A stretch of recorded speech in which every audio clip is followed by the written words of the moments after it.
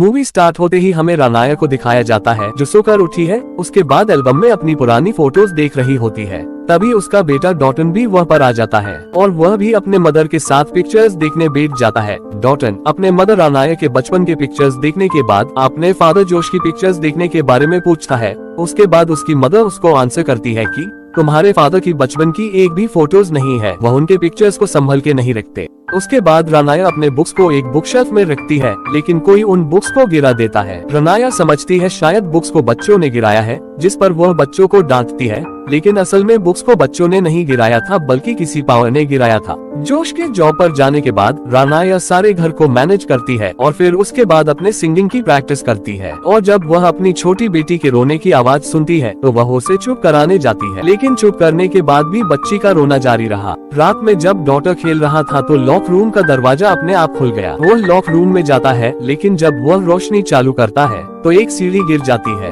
Dottin वहाँ कुछ देखता है और डर जाता है। राने और जोश उसकी चिल्लाहट सुनते हैं, लेकिन उन्हें यह नहीं बताता है कि डॉटन किस वजह से चिल्लाता है। डॉटन का कहना है कि वह सीढ़ी से गिर गया था और फिर जोश उसे अपने कमरे में ले जाता है। रानाया सुबह से ही अपने म्यूजिक शीट का बॉक्स ढूंढ रही होती है और वह देखती है कि वह बॉक्स लॉक रूम में ही पड़ा हुआ होता है और वह बॉक्स उसी साइड पड़ा हुआ था जिस साइड में डॉटन कुछ देख के डर जाता है। नेक्स्ट मॉर्निंग जब जोश डॉटन को उठाता है तब वह नहीं उठा, जिससे जोश और रानाया उसे हॉस्पिटल लेके जाते हैं। वहाँ पर उन्हें यह बैड न्यूज मिलता है कि डॉटन कोमा में चला गया है। वहाँ पर अजीब बात यह थी कि डॉक्टर भी कोमा में जाने का असली कारण नहीं बता पा रहे होते हैं। डॉक्टर को कुछ समझ ही नहीं आ रहा क्योंकि सारे टेस्ट नॉर्मल थे। इसके बाद 3 महीने गुजर जाने के बाद वो लोग डॉटन को घर ले जाते हैं, लेकिन डॉटन अभी भी ठीक नहीं हुआ होता है। वो अभी तक कोमा में ही है। लेकिन रानाया जब सिंगिंग प्रैक्टिस कर रही होती है तब उसके बेबी के कमरे से वॉकी टॉकी से कुछ लोगों के बोलने की आवाज आती है। वो आवाज धीरे धीरे तेज हो रही है। तभी वो बच्ची रोने लगती है।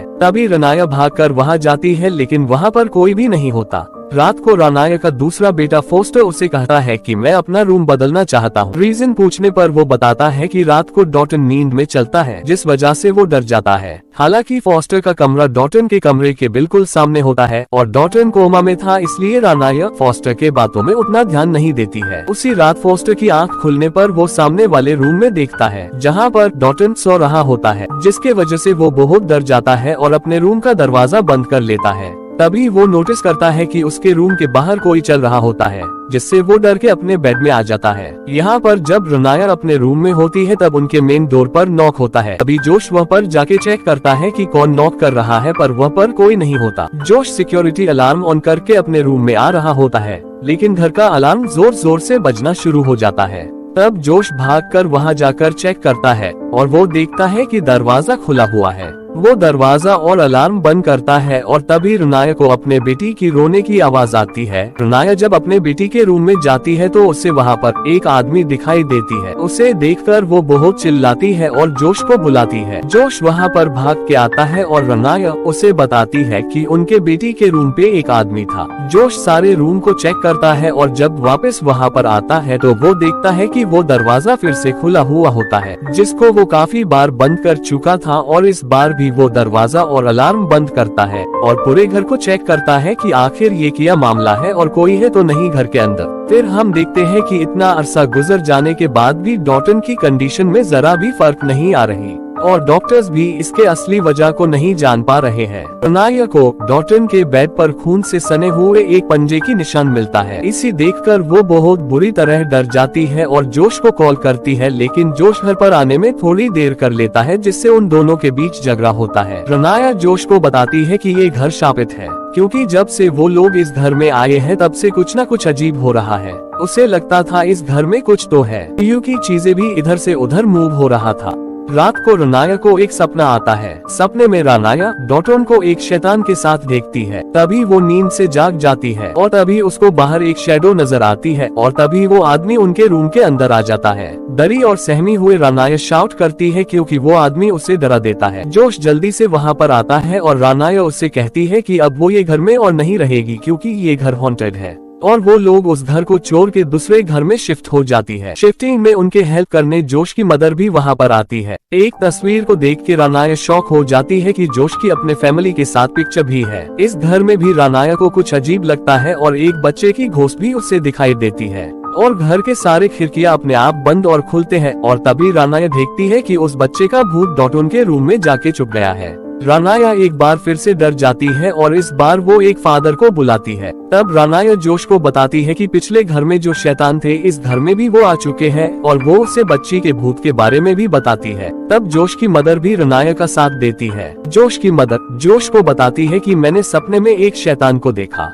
और मैंने जब उसे पूछा उसे क्या चाहिए तो उसने बताया कि उसे डॉटन चाहिए। और इसी बातों के दौरान जोश की मदर को उसके पीछे वही शैतान दिखाई देती है। तभी डॉटन के रूम से भी आवाज आती है। तभी वो लोग भाग के डॉटन के रूम में जाते हैं और वो लोग देखते हैं कि रूम का सारा सामान इधर से उधर बिखरा हुआ है, जैसे कि कोई उन्हें इधर से उधर फेंक रहा है। यहाँ तक कि डॉटन भी अपने बेड से नीचे गिरा हुआ होता है। इसे देख रानाया मजीद डर जाती है और फिर जोश की मदर पैरानॉर्मल एक्सपर्ट एलाइस को बुलाती है। एलाइस डॉटन के रूम में जाती है और एलाइस को वहाँ पर किसी शैतान का होने का एहसास होता है। तभी उसे वो शैतान दिखाई देती है और साथ साथ उसका इरादा भी पता चल जाता है कि वह डॉटन के लिए ही यहाँ पर आया है। जोश और रानाया को बताती है कि डॉटन कोमा में नहीं है, बल्कि उसकी ऐसी हालत एक ऐसी खूबी के वजह से हुई है जो हर किसी के पास नहीं होती और इस खूबी के वजह से ही डॉटन की आत्मा इस दुनिया को छोड़ के दूसरे दुनिया में जा सकती है। और डॉटन की आत्मा एक ऐसी दुनिया में चली गई है जहाँ पर मरे हुए लोगों की आत्माएं रहती है, यानी कि डॉटन की सोल भूतों की दुनिया में चली गई है और इसलिए घर बदलने के बाद भी कोई फर्क नहीं पड़ा, क्योंकि हॉन्टेड उनका घर नहीं था बल्कि डॉटन था। डॉटन की बॉडी वहाँ पर है, इसलिए डीमंस वहाँ आ रहे हैं ताकि वो डॉटन की बॉडी को पजेस्ड कर सके। और किसी भी इंसान को पजेस्ड करना इतना आसान नहीं होता और इसलिए वो सारे डीमंस काफी अरसे से डॉटन की बॉडी पजेस्ड करने की कोशिश कर रहे हैं। जोश डॉटन के पास जाके कहता है कि अगर तुम मुझे सुन सकते हो तो मुझे कोई हिंट दो। और तभी डॉटन के बनाई हुई एक पेंटिंग गिर जाता है। जोश उस पेंटिंग जाके चेक करता है और उसकी नजर डॉटन की बनाई हुई बाकी पेंटिंग्स पर जाती है और उन ड्राइंग्स में एक ड्राइंग ऐसी भी होती है जो कि उस शैतान की है। और तभी जोश को रियलाइज होता है कि एलाइस बिल्कुल सही थी। एलाइस और उसके साथी डॉटन से कनेक्ट करने की कोशिश करते हैं और उसके साथ उनका कनेक्ट हो भी जाता है। डॉटन भी उनका आवाज सुन सकता था और वो उन्हें रिप्लाई भी करता है। डॉटन उन्हें बताता है कि वो एक आदमी से डरा हुआ है और उसके चेहरे पर बहुत ज्यादा आग है और डॉटन उनसे बात करने से डरता है क्योंकि उसे ये डर था कि ये शैतान उनकी बातें न सुन ले। और तभी डॉटन डरी हुई आवाज से कहता है कि उसने हमारी बातें सुन ली है और डॉटन काफी बुरी तरह डर जाता है। और तभी उनके साथ अजीबो गरीब चीजें होना शुरू हो जाता है और डॉटन उसके बेड से उठकर उनके पास आ जाता है और उस वक्त डॉटन के पास ऐसी शक्तियाँ होती है कि उन लोगों को इधर से उधर फेंकना शुरू कर देता है और साथ ही वो टेबल और बाकी चीजों को भी फेंकता है और बाकी शैतान भी वहाँ पर पहुँच जाते हैं और एक शैतान रानाया को काफी बुरी तरह डरा देता है। और इस बार जोश भी उसे देख लेता है और जब जोश उसे बचाने की कोशिश करता है तब वो शैतान उसे दूर फेंक देता है। इन सब के दौरान एलाइस डॉटन से उन शैतानों को भगाने की कोशिश करती है। तब डॉटन जमीन पे गिर जाता है और वापस से सब नॉर्मल हालत पे हो जाता है। असल में डॉटन इस वक्त कोमा में ही हुआ होता है और जब वो उन पर हमला कर रहा होता है तब हम रिकॉर्डिंग्स में देखते हैं कि पीछे से वो शैतान डॉटन से ये सब करवा रहा होता है और वो शैतान डॉटन की बॉडी को पजेस्ड करना चाहता था। जोश की मदर उसे बताती है कि जब वो छोटा था वो काफी बार सपने में डर जाता था और उसे सपने में एक बुरी औरत दिखाई देती थी और उस बुरी औरत से जोश डरता भी था। लेकिन उस वक्त जोश की मदर ने इस बात पर उतना ध्यान नहीं दिया। जब जोश की मदर ने उन तस्वीर बनाई तब सारे तस्वीरों में वो बुरी औरत कैप्चर हो गई। वो बुरी औरत का मोटिव था कि वो जोश की बॉडी को भूतों की दुनिया में ले जाके उसकी बॉडी को पजेस्ड करना चाहती थी।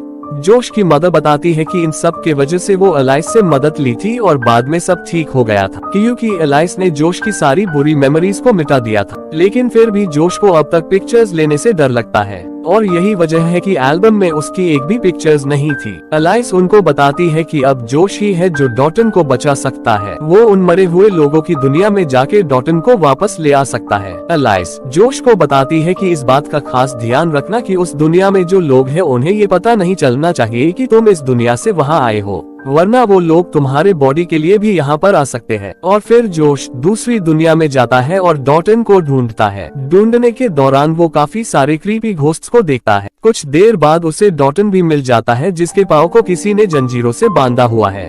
वो दोनों मिलते हैं और डॉटन उसे बताता है कि वहाँ पर एक शैतान है उसी शैतान ने उसे यहाँ पर रखा हुआ है। जोश डॉटन को उन जंजीरों से आजाद करता है और तभी वो शैतान उसे देख लेता है। वो शैतान जोश के ऊपर हमला करता है और जोश किसी तरह वहाँ से बचकर डॉटन को लेकर भागता है। जोश को बहुत सारे भूतों ने घेर लिया होता है। तब रानाया जोश की हेल्प करने के लिए जोश को आवाज लगाती है और तभी जोश घर के अंदर आ जाता है और डॉटन को घर के अंदर छोड़ देता है ताकि वो अंदर अपने बॉडी में चला जाए। तभी डॉटन आगे चला जाता है और हर जगह अपने बॉडी को ढूंढता है। इतने में ही डॉटन के पास वो शैतान आ जाता है जो कि डॉटन को रोकने की काफी कोशिश करता है। तब डॉटन भागता है और शैतान भी उसके पीछे पीछे भागता है, लेकिन डॉटन भागकर अपने बॉडी के पास आ जाता है। फिर हम देखते हैं कि जोश को वही बुरी औरत दिखाई देती है जो कि उसे बचपन में सपने में देखा करता था। जोश उस पर काफी चिल्लाता है और उसे वहाँ से जाने के लिए कहता है। जोश उससे कहता है तुम यहाँ से चले जाओ, मुझे अकेला छोड़ दो। और यहाँ पे हमें असल में पता चलता है कि जोश तो घर के बाहर होता है और वो बुरी आत्मा घर के अंदर होती है।